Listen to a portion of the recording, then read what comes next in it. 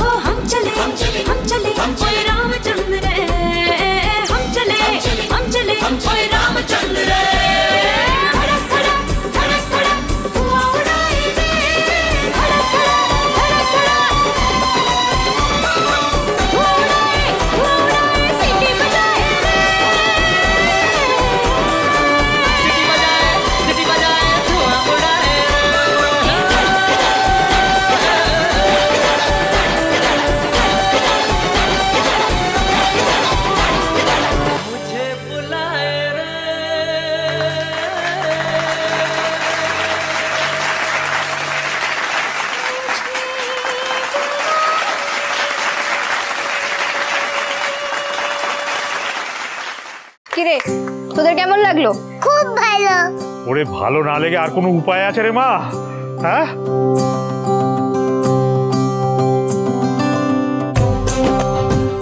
ও ঝিল্লি, এমন বুদ্ধি তো আমার নাটুকে মাথাতে কোনোদিন আসেনি। ঝিল্লি মা, ঋষি, তোদের দুজনকে আমি প্রাণ ভরে আশীর্বাদ করি, ঠিক এইরকম লক্ষ্মী নারায়ণের জুটি হয়ে তোরা সারাটা জীবন কাটিয়ে দে। খুব ভালো হয়েছে, খুব ভালো হয়েছে।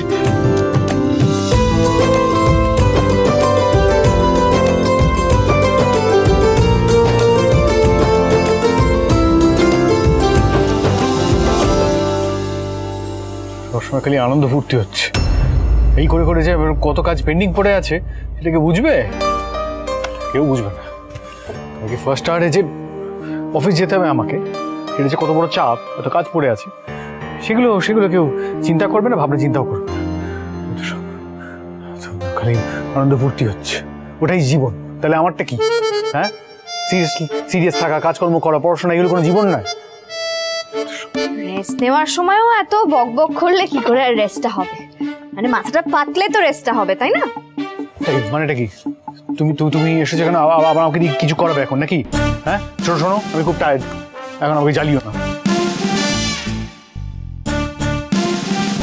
ধড়াক ধড়াক ধড়াক ধড়াক দেবমি হচ্ছে, ধড়াক ধড়াক যত সব। এই যে শুনুন, আপনার মাথাটা এতটা গরম আছে জানেন না? আমি আপনার জন্য লাউয়ের ঝোল আনতাম। আমি না, বড় মা বলে যে লাউয়ের ঝোল খেলে নাকি শরীর মাথা সবটা ঠান্ডা থাকে।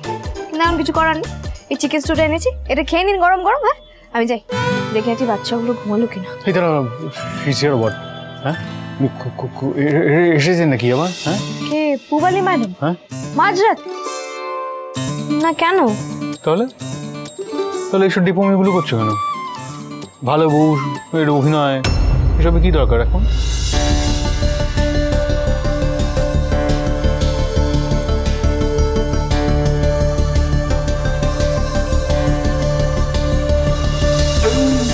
অবিশ্বাস করছেন তো?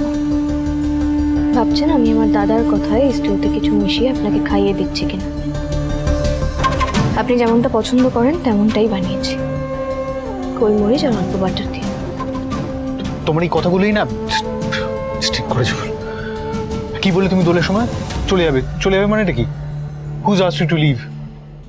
একবারের জন্য থাকতেও তো বলেননি। একবারের জন্য থাকতেও তো বলেননি।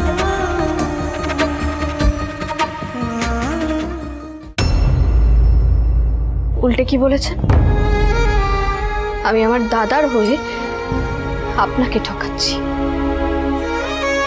যখন ওর গায়ে হাত তুলতে গেছেন আমি আটকেছি, কারণ আমি জানি যে এটা আমাদের কোর্ট কেসের এগেইনস্টে যেতে পারে। আপনি কি বুঝেছেন?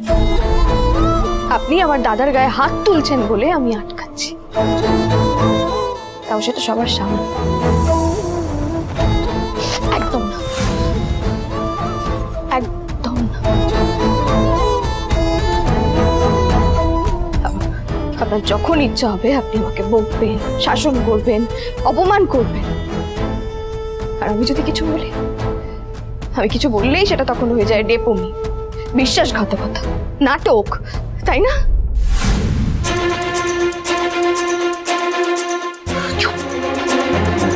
একদম চুপ, একটা কথা বলবে না তুমি।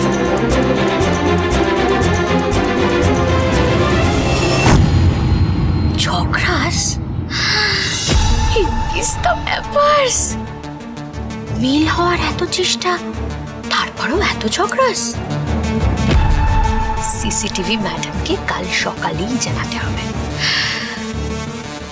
কোর্টের কেস আসতে আরো 2 দিন বাকি, মানে আর মাত্র 48 ঘন্টা।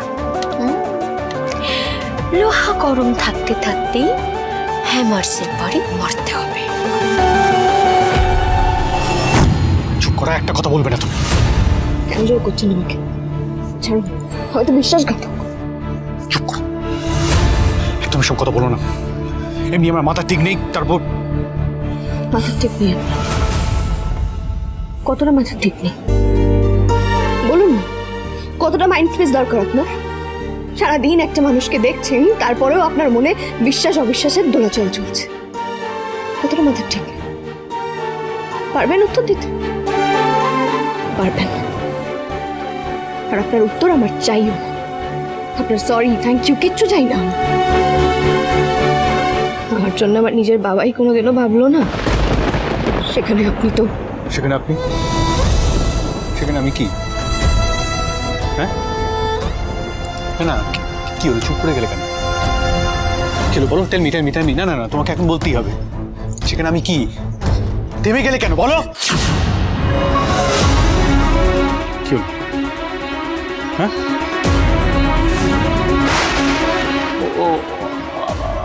I'm so sorry. তোমার তো I'm sorry. তুমি এখানে বসো। It was not intention. বসো।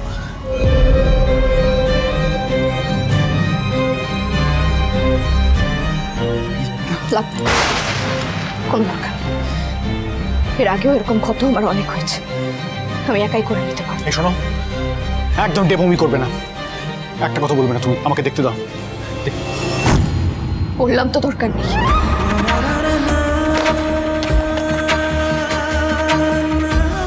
তুমি you know what, fine, করো, তুমি করো, do whatever you feel. দেখি কেমন করতে পারো, করো।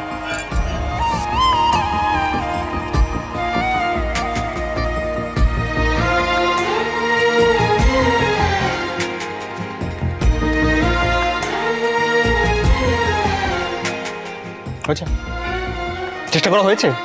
হ্যাঁ, তুমি যেটা করতে চাইছিলে সেটা পেরেছো তো? অনেক হয়েছে। একটা কথা বলবে না তুমি।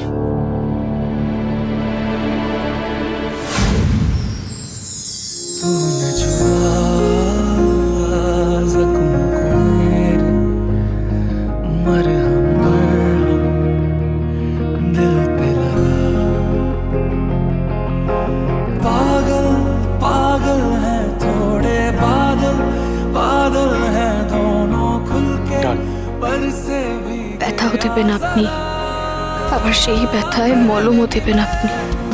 আমি তো ভালোবেসেছি মিস্টার শেখর।